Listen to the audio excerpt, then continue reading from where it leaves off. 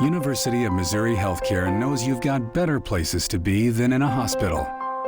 That's where our world-class technology and highly skilled medical team come in. We get you home sooner. That's important to you and those who wait for you.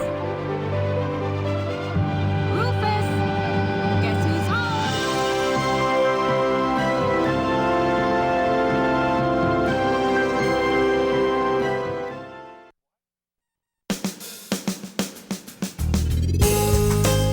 Good morning and welcome to Radio Friends on Thursday, July 12th. We have the Minister of Cultural Affairs with us today. That's how he told me to introduce him. And then we're going to talk with Dana Drake about the Missouri Mycological Society, dealing with mushrooms that we've got right now in the forest. But let me turn first of all to the Minister of Cultural Affairs, Chris Always Stevens. good to be here. Thank you. Good to have you here. I was going with Art Czar for a while, but it seemed to have kind of a negative connotation, so I Okay. switched to the Minister of The Culture. Minister of Yeah, Cultural Affairs, exactly. City of Columbia.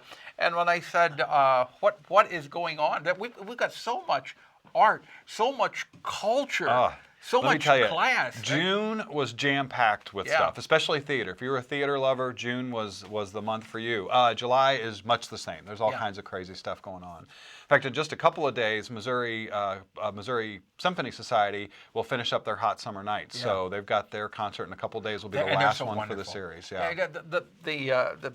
To hear that beautiful symphony orchestra, it's outstanding. In the Missouri Theater. In the like Missouri that, Theater, it's outstanding. It is. Yeah. And they've had, I think, a very successful season so far. We'll see how they end up, but we're very fortunate. Remember, they skipped last year with Hot Summer Yeah. Nights, so we're back and glad to have them. Yeah, and I've been fortunate because I've been associated with them this year doing the Kids Sunday Symphony. Symphony, yes, Yeah, exactly. yeah. But well, so- they're glad to have you, too. Yeah. So what else we got going on there? Well, big one next week is Artrageous Fridays. So as you know, quarterly arts event happens all over downtown Columbia. That's coming up on July 20th, so next Friday, the Friday after next. And it'll happen all over downtown. July is usually a great one. There'll be kids activities, hands-on art activities, artists doing demonstrations, sneaking in a couple of musics, and then keep your eye out for some guerrilla art projects. That's something you should keep your eye out for in the next one. What a guerrilla art project? Well, they will be sort of temporary public art projects that will pop up out of nowhere. And so, let's see. Oh, kind of like mushrooms. Kind of like Kind of like mushrooms. the guerrilla Ollie, I'm art sorry to project. say you can't eat the guerrilla art projects usually. Now, that's not always the case, but usually you can't What are eat those them. signs in downtown? Eat, play.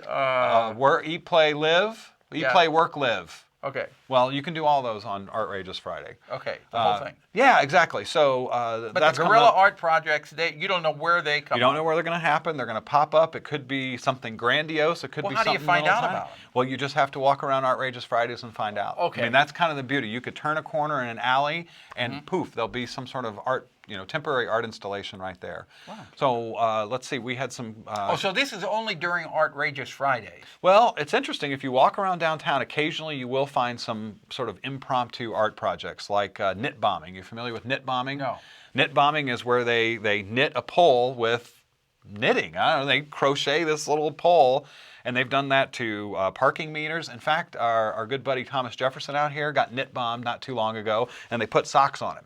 Okay. So they just knitted some socks on Thomas Jefferson out So there. who are these people doing it? Different people do it. Okay. We just had random people show up and do these little guerrilla art projects Yeah. out of nowhere. All right. If people want more information, can they call the minister's office? Yes, they should, but we highly encourage people to follow us on Facebook and Twitter. Go to Como Arts on Facebook, go to Como Arts on Twitter, and we will keep you updated on all the great art activities going on. All right, Chris Stevens, always a pleasure. to Always a have you pleasure. here. I'm looking Okay. forward to hearing about mushrooms too. Yeah, I know. We were talking to Dana Drake here. She's our next guest. I know, I Dana heard. Drake, the Mid-Missouri chapter of Missouri Mycological Society. Welcome, Dana. And you were here in the spring of the year. We were talking about mushrooms and the morel mushrooms, and I did not find one single morel mushroom this year. Season started a little early and it was a little truncated. So if you were out there at the usual time people look for mushrooms, They were gone. they weren't were gone. But you said we've got mushrooms right now, even when it's hot like this in July, June, July, August, and into September. We do have edible mushrooms in central Missouri. Yes, in fact, we have what I would consider the most delicious of the edible mushrooms available. And in one the summer. is, what is it, chicken of the forest? Chicken of the woods. Chicken of the wood. Go to kbia.org. Now, you got to watch this segment to see these mushrooms that we're holding up. This looks like something you would see on the Great Coral Reef. Doesn't it? Yes. Doesn't it look like a piece of coral? It does. But this is boy, the more I look at it, the more it looks like coral. But this is a dried mushroom, chicken of the forest. Woods. Chicken of the woods, chicken of the wood. And when you pulled this out of your little bag, I said, oh my God, I've got these in my forest. I've seen them many times growing out of dead wood. And I thought they were poisonous mushrooms. Well, you should always get them identified and you could find yourself in luck. Yeah, so this is edible. Now, the fact that you have dried it, how would you eat this now? It needs to be rehydrated, and then I can saute it up and substitute it for chicken in any of my recipes. Okay, and we've got these all over central Missouri. Well, I don't know how many all over. Well, I'll tell you what, I know I've got them in my forest because I've seen them. That's fantastic. What's but morels, forget it, unless somebody else is going and picking on my morels before I get there. Right, well, hopefully that's not the case. What else? You have another dried mushroom over here. We do. We have oyster mushrooms, which are also available at this time of year. Uh-huh.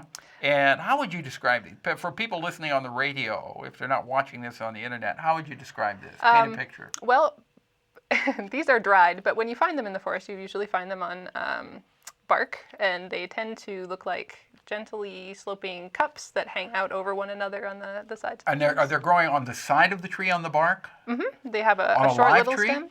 It can be a live tree or a dead tree. Okay. I think I've seen these too. It's entirely possible. We have them right here in Columbia. Yeah. And this is edible also. Yes, it is. Again, Okay. make sure you get your mushrooms identified. Right. And she's got one more here. And this is our little chanterelle. What is it? Chanterelle. Chanterelle mushroom. And this just looks like this looks like a typical mushroom that you would see on the floor in the forest. Yes, this is a typical mushroom that people really enjoy seeing on the floor in the forest during the summertime. But now there's some of those mushrooms that look just like this that are poisonous also. Yes, you need to, again, make sure that you get your mushrooms identified properly before you decide to So eat any of them. let's say if somebody is walking and they find these massive mushrooms, how are they going to identify them? Well, we can help you out. Okay. We actually have a workshop coming up. It's the common mushrooms of Missouri. That'll be on Saturday, July 21st at 10 o'clock. Okay, Saturday, July 21st, so that'll be next week at 10 o'clock in the morning where? It'll be at the new Missouri Department of Conservation building out at 3500 East Gans. And for more information, people can call ahead of time? They can call, or actually probably better if they went to the website, which is mcmillen.org. mcmillen.org. All right, Dana, thank you. You'll come back in the fall? Yes. All right. Our program directed by Travis McMillan of the Reynolds Journalism Institute. Audio is Pat Akers, KBIA. Our floor director, Danny Matteson. And our assistant producer and guest coordinator, Uncle James Mauser. Go watch this program. Go to kbia.org. Click on Radio Friends. Actually, talk shows, then Radio Friends. Bye-bye.